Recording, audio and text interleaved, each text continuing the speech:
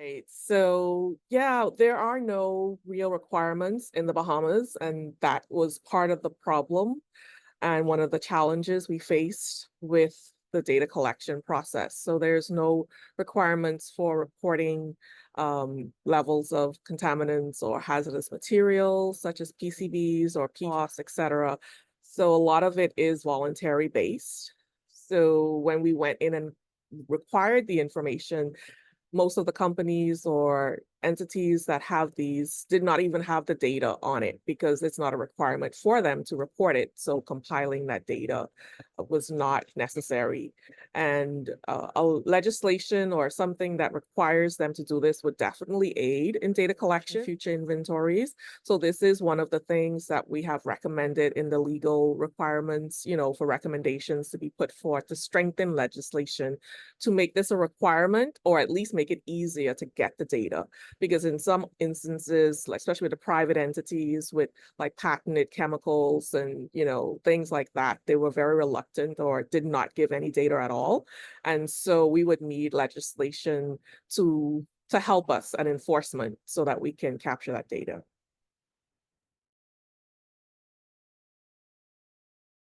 So for the stakeholder groups, the good thing is we have a national working group, and that includes some of the key stakeholders from both private, government, and utilities. So most of those members are pretty aware of the Stockholm Convention because they had dealt somewhat with the initial NIP. The issue came when we went to persons outside of the national working group or who had any kind of knowledge in the previous NIP. And most of those persons, the general, working class or the general staff at some of the government agencies and utilities, they were unaware of the requirements of the Stockholm Convention or even what POPs were. So basic knowledge had to be explained.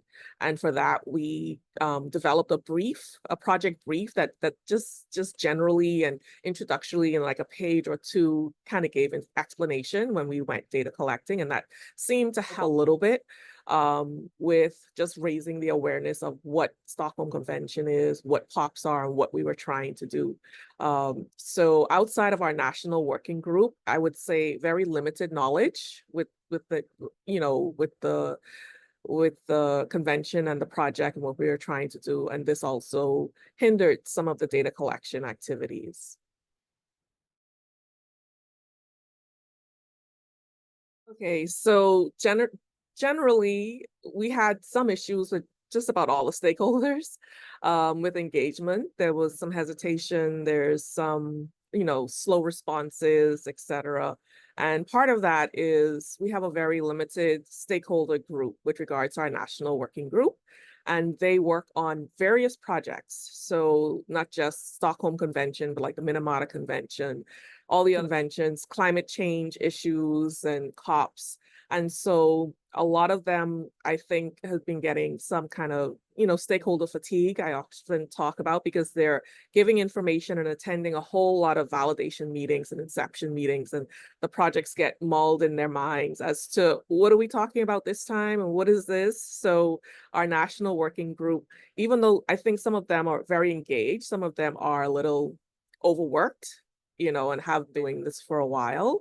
And so it's a little harder to get them on board. But the newer ones, when we get new members, they're more eager because they're new to it. They're not as fatigued or disillusioned based on previous processes.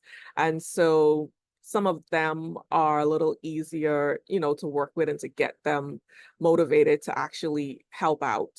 And so that, especially if they're coming from the government and some of the utilities. But the hardest would be, I would say, the private entities. Again, like I mentioned before, just because some of them, they aren't required to do this by law, and it's an extra thing for them to do, right? And so it causes them to have extra work and they don't necessarily see the benefits directly. And so it's a little harder to get them on board to attend meetings, to take time from their actual work, and so it's harder to get them involved. So some of the things we try to do is have the meetings, like the inception meetings, to make them aware of the project when it's first starting, what's going to be required. And of course, we try to set up other meetings and one-on-one interviews because we found that it's very easy for people to dismiss the emails and questionnaires. We didn't get a very good response rate. It was less than, I would say, 40% on the response to the surveys and data collection. And so we found we had to do a lot of calls and follow-ups and set up one-on-one meetings and actually go to the entities and do inspections, et cetera, to get some of the information that we needed. I would say, just trying to include even more tools, digital tools if necessary, focus groups, to address certain industries. We even, went to some of meetings like the Bahamas Construction Association, try that aspect, get into the construction industry to get those stakeholders engaged and just networking with other associations or organizations, NGOs even, in trying to collect the data. I think that's something that we probably needed to do a better job of.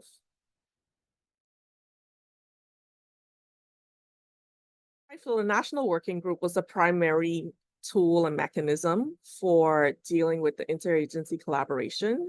It was actually set up and came out of our National Chemicals Committee, which is actually mandated by the government. It's passed by cabinet, and it's something that was set up to deal with things like this. And those are where these persons came from. And so that already took into account, making sure representations were there from different government agencies, public and private sectors. And so that's predominantly where the collaboration came from. There is a focal point. So the Department of Environmental Protection and Planning is the focal point. And it really helped having a national project assistant and a person from within that government agency that helped to support and send out emails, so they know that it's coming from a government official, because as a private consultant like myself, a lot of persons would be hesitant because you're like, whose authority are you sending this, out on, et cetera. So we made sure that our letters that were going out, invitations to meetings, et cetera, came from the government agency that was doing the coordination. And that helped to, pull them in and let them know that this is an official government supported, project, and that this is what we're doing. So that really helped a lot. I think, that was the main communication barrier that we had. So if I couldn't reach out or I couldn't reach the National Working Group, I can, contact the government national project assistant, and she usually had a better chance of getting in contact with someone or getting information that I didn't have access to because I'm not a government official, et cetera. When it comes to capacity needs, I think there is a gap, and part of that is because of the lack of continuity between the projects and knowledge, and then change of consultants and technical experts, et cetera. Also turnover within the actual government agency, turnover within the National Working Group. And so we had persons who weren't there at the beginning, who missed the inception meeting and the original workshop, but they come on board and they still need to be brought up to speed. So having tools and online courses maybe, or access to previous recordings that they can use to kind of be caught up, so that they're not working or coming in at a deficit and not knowing what's going with the project, or some of the details, that would help a lot. Right. And then continuous education. So it's always good to have the inception meeting, but even during the project, so there's not a lull, having other, trainings and just notifications on what we're doing and different aspects of data collection or some technical aspects. Because in the inception meeting and an initial workshop, it's a lot for 2 days to try and cram. So having refresher or bite sizes on maybe it's different types of POPs and spreading it out, during the course of the project may help to increase the knowledge and retention and engagement in the project. That is something I would recommend, definitely.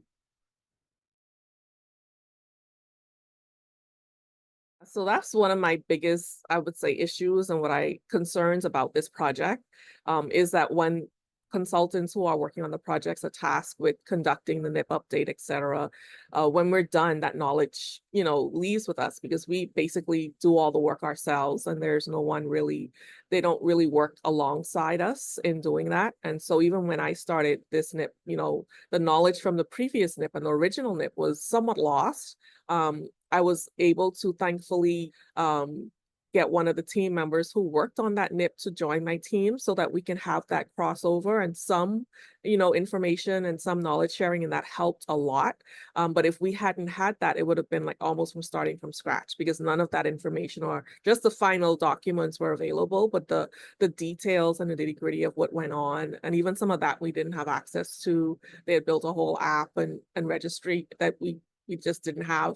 And so I think all of that needs to make sure that it's categorized, that it's cataloged between all of the different projects with the consultant and the team. I think what would work better, instead of just hiring a consultant to do it, kind of bringing in a consultant in to work alongside the department and the internal staff and work alongside them so they're also a part of the process, and that way they retain the knowledge. So like you mentioned, it is like a mentorship type information, and I'm sharing my knowledge. They're working along with the project and not just receiving the final projects or calling them in when we need assistance. I think that would work a whole lot better, because when I'm done, I'm done. It's not guaranteed that I'm going to be called in or get the project, the contract for the next NIP update.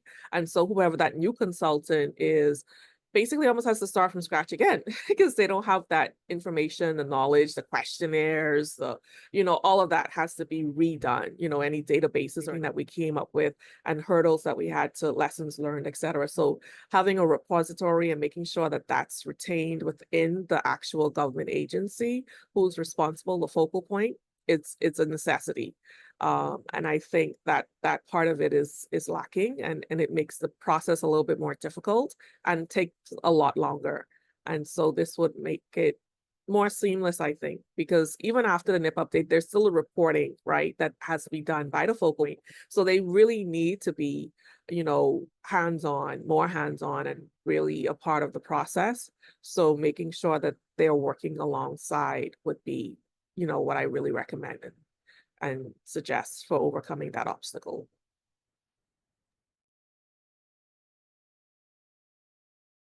So my top one would be, tap into the local and regional knowledge that's already there, persons or institutions that have already been a part of the process, and have real conversations with them and get as much information from them as possible so you don't have to reinvent the wheel. We were lucky enough to be in this project with Dominica. And so we had joint calls, and so we shared our concerns and issues, and times shared, knowledge, even though the countries were different and some of the circumstances, we realized that we shared a lot of commonalities with some of the issues that we are facing and some of the other things. So that really helps. So partnering with, other countries that have either already gone through the process or are going through it too can be very helpful. And as I mentioned before, if there were persons who were previously engaged in the previous NIPs, or whatever, trying to touch bases with them and getting as much information as possible.